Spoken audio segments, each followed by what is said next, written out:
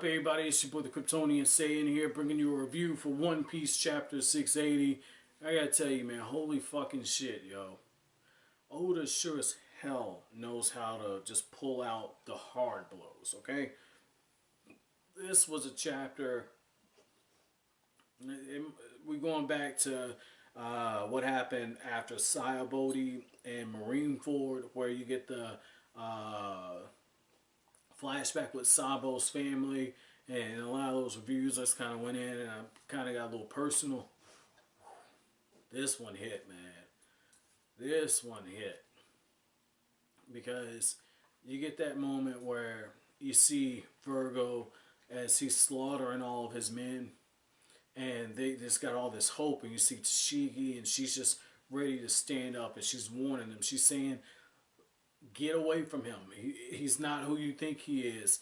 And she knows the truth. And you see the flashbacks of how Vergo is just, saying, look, the death of a child, let somebody believe that the kid's missing. They don't need to know that. And I'm paraphrasing, but the line that he said is like, if you ever become a mother, you'll know exactly what I'm talking about. She said, I suppose so. I tell you, man, that shit hit me like right here. That shit hit me right here. Because, like, with shit like that, that's huge, right? Like, if you know anybody, I could talk to you, like, getting personal. Like, anybody that's gone through a moment where, like, somebody close to you, or if, like, your partner has had a miscarriage, or something along those lines, you understand how it kind of hits hard. For a lot of you guys, a lot of y'all are a lot younger, so you've never really been in that situation. And I'll tell you, like, finding out, like, oh shit, you're pregnant, that's a scary ass situation. So I say that to say, like, when that line was in there, you understand if you ever have kids. Oda's a father, so you understand where he was coming from on that one and whatnot. But in that moment, it's just like you see Tashigi, in a way, she was looking at those men who were being slaughtered, and they're her men. They're rowdy, they're assholes, they are hard to contain, and yet in a way, those are her children. She's watching her children be killed in front of her. After she has that moment in the beginning of the chapter where she resolves herself to understanding that the men who saved her, they did so because they believed in her, and the rest of those men are telling her, hey, we have to move forward. If we don't get off of this island, the Navy's never going to find out what's going on. We have to do this. Don't let the sacrifices be in vain. And she says, I'll never let that happen again. And yet we see her being broken down yet again. And broken down in the worst way. Because again, you don't put in parallels like that and just the symbolism. You don't do that unintentionally. That was shown because Tashigi is a bit more of a nurturing type thing. She's a bit stern, but no, it's just there. And so to have that and to see those men being taken out by Vergo, dying in denial. First, you have some who are being snuffed out because their guard was down. And then you have some who they say it's an imposter that can't be the real Vergo. And so they're dying believing that this can't possibly be the guy. And Tashigi is just, her heart's being broken on multiple different levels. Multiple different levels. And like I said, the best way I can explain it to you is, you have the expectation of one day being a parent and you're scared shitless and you're just looking at everything. Everything's about to change, and then it gets kind of taken away from you. And so it's the same thing here. She's built herself up to where she's like, okay, we hit a bump on the road, but I've got the rest of you guys. We're going to get the fuck off this island. We're going to do our own thing. And we are going to right the wrongs of what's going on here. We're going to get these kids back to their families. She's already making these plans. She's gotten invested.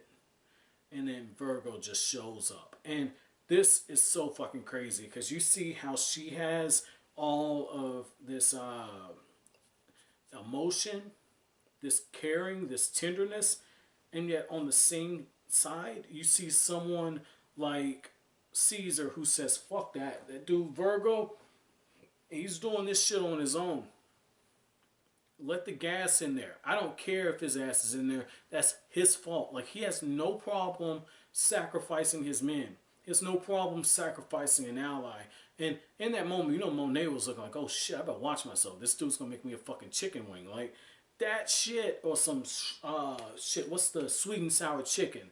Like, that's the shit that it's gonna happen to her if she lets her guard down. And so you just see it. And when people like that who have no problem stepping on people, that just makes it so much enjoyable when the fall happens. Like, I am never someone who says, I can't wait to see someone crash and burn, and yet I'd be lying to you if I told you that seeing somebody like that get what's coming to them doesn't give me a little bit of joy. So I thought that was pretty cool. But on the flip side, I also like how we see Luffy and Smoker teaming up, and you see two people who are on the opposite ends of the spectrum, and yet morally they're probably closer aligned than you would actually think. Both of them have respect in a sick and twisted way for each other, and to see them basically saying like, hey, fuck it, Vergo's yours, Caesar's mine, let's go kick some ass. They're going side by side, and I like how you get the comedy in there, but Luffy's just like, look, you asshole, you can turn into a cloud, you can smoke, puff puff away, bitch. I was running so fast, the ground fucking scorched. Like, just chill out for a second, let me catch my breath. And Smoker's like, you ready yet? No. You ready yet? No.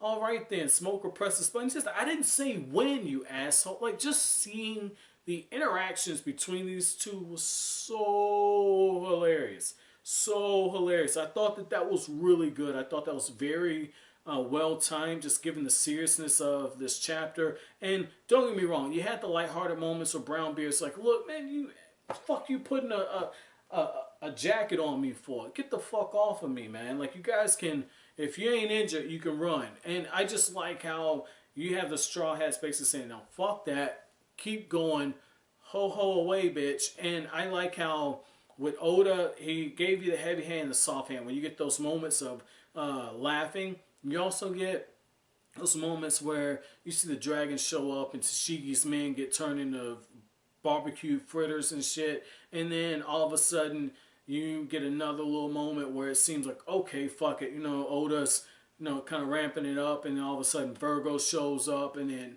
starts snuffing everybody out. The chapter ends off with Luffy taking out all that frustration on Caesar after having the moment with Smoker. It's heavy hand, soft hand all over this. Lighthearted moments, serious moments. This is why I feel it's the classic Oda, being able to balance all this within like 18 pages. This was pretty good. And yet I want to leave off here with Sanji. I want to know, like, is it possible that Sanji was using observation hockey maybe to kind of observe things, and that's how you saw the teardrops and shit? Or does my dude just have is Sanji a Captain Save-A-Ho? I guess that's what I'm asking, man. Like, you would think 680 chapters into the series, I'd have a definite answer on that. I kind of just look at it like Sanji, if it's an attractive woman, Sanji can smell her panties from 7 miles away.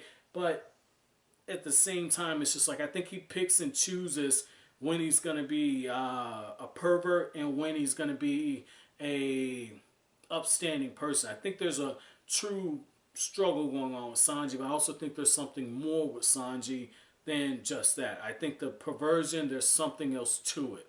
But let me know what you guys think down in the comment section below. But as always, if you like anything I had to say, don't forget to comment, rate, subscribe. Don't forget to smash that like button in the same way that Luffy smashed the fuck out of Caesar in this chapter. But as always, thanks for watching. Have an awesome day, guys.